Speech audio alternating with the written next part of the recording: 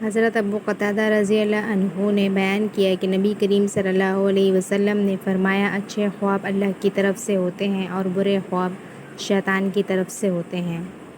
صحیح بخاری 6984۔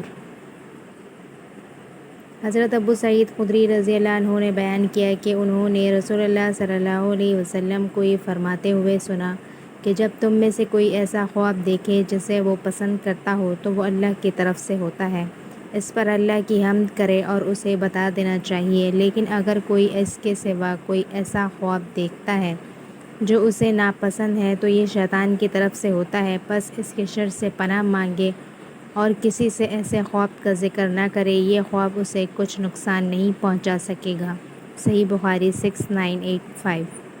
حضرت عبداللہ بن عمر رضی اللہ عنہما نے بیان کیا کہ رسول اللہ صلی اللہ علیہ وسلم نے فرمایا، رات مجھے کعبے کے پاس خواب میں دکھایا گیا، میں نے ایک گندمی رنگ کے آدمی کو دیکھا، وہ گندمی رنگ کے کسی سب سے خوبصورت آدمی کی طرح تھے، ان کے لمبے خوبصورت بال تھے، ان سب سے خوبصورت بالوں کی طرح جو تم دیکھ سکے ہوگے، ان میں انہوں نے کنگھا کیا ہوا تھا اور پانی ان سے ٹپک رہا تھا، اور وہ دو آدمیوں کے سہارے سے یا دو آدمیوں کے شانوں کے سہارے سے بیت اللہ کا طواف کر رہے تھے۔ میں نے پوچھا، یہ کون صاحب ہیں؟ مجھے بتایا گیا کہ مسیح ابن مریم علیہ السلام ہیں۔ پھر اچانک میں نے ایک گھنگریالے بال والے آدمی کو دیکھا جس کی ایک آنکھ کانی تھی اور انگور کے دانے کی طرح اٹھی ہوئی تھی۔ میں نے پوچھا، یہ کون ہے؟ مجھے بتایا گیا، یہ مسیح دجال ہیں۔ صحیح بخاری 6999۔ سیدنا ابو سعید خدری رضی اللہ عنہ سے روایت ہے، رسول اللہ صلی اللہ علیہ وسلم نے فرمایا، تم سے پہلے ایک شخص تھا جس نے 99 خون کیے تھے۔ اس نے دریافت کیا کہ زمین کے لوگوں میں سب سے زیادہ عالم کون ہے؟ لوگوں نے ایک راہب کا بتایا۔ وہ بولا، میں نے 99 خون کیے ہیں، میری توبہ قبول ہوگی یا نہیں؟ راہب نے کہا، تیری توبہ قبول نہ ہوگی۔ اس نے اس راہب کو بھی مار ڈالا اور 100 خون پورے کر لیے۔ پھر اس نے لوگوں سے پوچھا، سب سے زیادہ زمین میں کون عالم ہے؟ لوگوں نے ایک عالم کا بتایا۔ وہ اس کے پاس گیا اور بولا، میں نے 100 خون کیے ہیں، میری توبہ قبول ہو سکتی ہے یا نہیں؟ وہ بولا، ہاں ہو سکتی ہے، اور توبہ کرنے سے کون سی چیز مانے ہے؟ تو فلاں ملک میں جا، وہاں کچھ لوگ ہیں جو اللہ کی عبادت کرتے ہیں، تو بھی جا کر ان کے ساتھ عبادت کر، اور اپنے ملک میں مت جا، وہ برا ملک ہے۔ پھر وہ آدمی چلا اس ملک کو، جب آدھی دور پہنچا تو اس کو موت آ گئی۔ ان کے عذاب کے فرشتوں اور رحمت کے فرشتوں میں جھگڑا ہوا۔ رحمت کے فرشتوں نے کہا، یہ توبہ کر کے اللہ کی طرف متوجہ ہو کر آ رہا تھا۔ عذاب کے فرشتوں نے کہا، اس نے کوئی نیکی نہیں کی۔ آخر ایک فرشتہ آدمی کی صورت بن کر آیا اور انہوں نے اس کو مقرر کیا اس جھگڑے میں فیصلہ کرنے کے لیے۔ اس نے کہا، دونوں ملکوں تک ناپو اور جس ملک کے قریب ہو وہ وہیں کا ہے۔ ناپا تو اس ملک کے قریب تھا جہاں کا ارادہ رکھتا تھا۔ آخر رحمت کے فرشتے اس کو لے گئے۔ دوسری حدیث میں ہے کہ اللہ تعالیٰ نے گناہ کی زمین کی طرف حکم بھیجا کہ دور ہو جا، اور عبادت کی زمین کو حکم ہوا کہ تو قریب ہو جا۔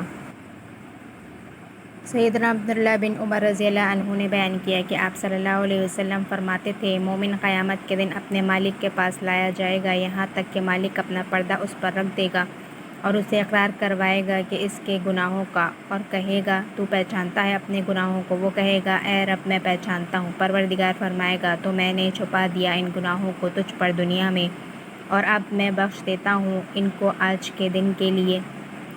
پھر اسے نیکیوں کی کتاب دی جائے گی، اور کافر منافقوں کے لیے تو مخلوقات کے سامنے منادی ہوگی کہ یہ لوگ وہ ہیں جنہوں نے جھوٹ بولا اللہ تعالیٰ پر۔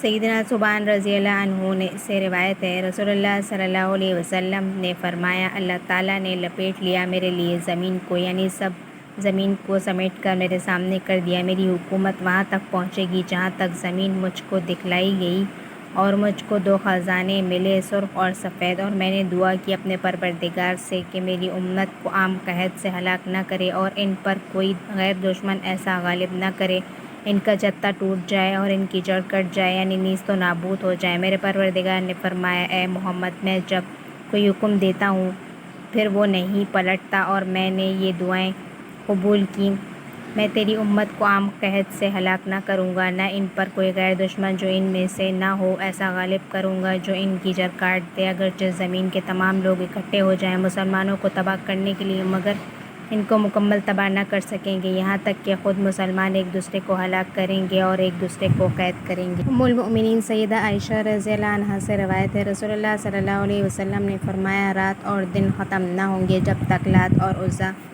یہ دونوں بت تھے جاہلیت کے، پھر نہ پوجے جائیں گے۔ میں نے عرض کیا، یا رسول اللہ، میں تو سمجھتی تھی کہ جب اللہ تعالیٰ نے یہ آیت اتاری، هو الذی ارسل رسولہ بالہدی ودین الحق لیظہرہ علی الدین کلہ ولو کرہ المشرکون، اللہ وہ ہے جس نے اپنے رسول کو ہدایت اور سچا دین دے کر بھیجا تاکہ اس کو غالب کرے سب دینوں پر، اگرچہ برا مانے مشرک لوگ، کہ یہ وعدہ پورا کرنے والا ہے اور سوائے اسلام کے اور کوئی دین دنیا پر غالب نہ رہے گا۔ آپ صلی اللہ علیہ وسلم نے فرمایا، ایسا ہوگا جب تک اللہ تعالیٰ کو منظور ہے، پھر اللہ تعالیٰ ایک پاکیزہ ہوا بھیجے گا جس کی وجہ سے ہر مومن مر جائے گا، یہاں تک کہ ہر وہ شخص جس کے دل میں دانے کے برابر بھی ایمان ہوگا مر جائے گا، اور وہ لوگ باقی رہ جائیں گے جن میں بھلائی نہیں ہے، پھر وہ لوگ اپنے مشرک باپ دادا کے دین پر لوٹ جائیں گے۔